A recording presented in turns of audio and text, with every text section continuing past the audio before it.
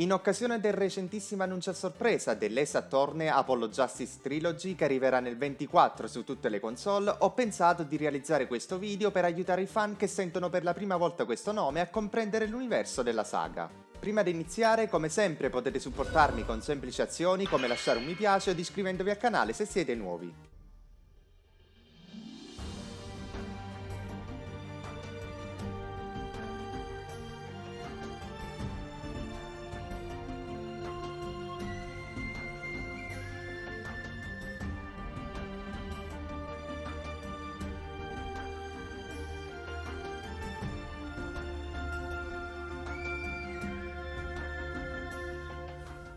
Innanzitutto c'è da sapere che esistono 11 giochi di Ace Attorney, 6 principali e 5 spin-off, ed iniziamo proprio dalla serie principale, dove l'ordine migliore per giocarli è proprio quello di rilascio. Il primo capitolo, Phoenix Wright Ace Attorney, venne rilasciato nel lontano 2001 su Game Boy Advance e non oltrepassò mai il territorio giapponese. Arrivò in occidente solamente nel 2005 sulla Nintendo DS e successivamente nel 2008 approdò anche su Nintendo Wii. Il secondo episodio, Phoenix Wright Ace Attorney Justice for All, seguì le stesse orme del precedente, rilasciato in Giappone nel 2002 su Game Boy Advance ed arrivato da noi nel 2006 su Nintendo DS e poi nel 2010 su Nintendo Wii. Poi, a 2 anni di distanza dal predecessore, nel 2004 arrivò sempre su Game Boy anche il terzo capitolo, Phoenix Wright Ace Attorney Trials and Tribulation, approdato anch'esso su Nintendo DS nel 2007 e sulla Wii nel 2010. Il rilascio nel 2004 della Nintendo DS segnò la fine della prima trilogia, ma anche l'inizio di una nuova per il franchise.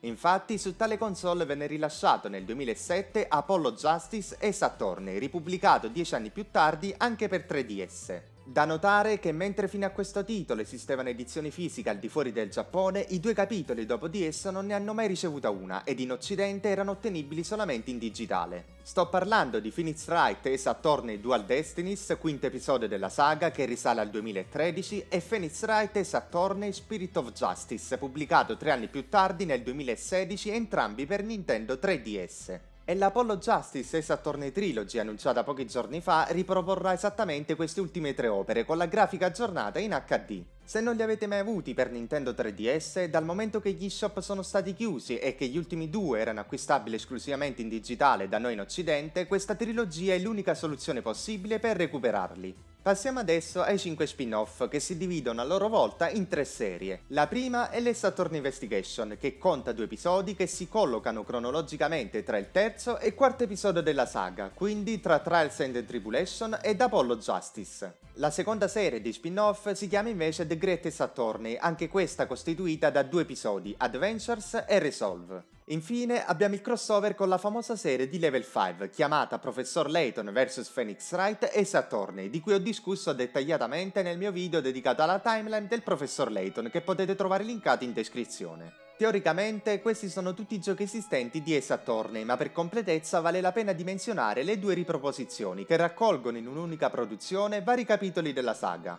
Cominciamo dalla Phoenix Wright Ace Attorney Trilogy, che contiene i primi 3 episodi della saga principale, che è quella che vi consiglio più di tutti in occasione del rilascio della nuova raccolta dei 3 rimanenti capitoli nel 2024. Attualmente è disponibile su tutte le console e finanche su smartphone. La seconda riproposizione invece si chiama The Great Ace Attorney Chronicles, che raccoglie i 2 capitoli dell'omonima serie spin-off ed è l'unico modo di recuperare questi titoli, dal momento che gli originali erano limitati al territorio nipponico. A queste 2 va infine ad aggiungersi la futura Apollo Justice Ace Attorney Trilogy, che fa da successore spirituale alla Phoenix Wright Trilogy. E con sole queste 2 riproposizioni potete praticamente recuperare l'intera serie principale costituita da 6 giochi.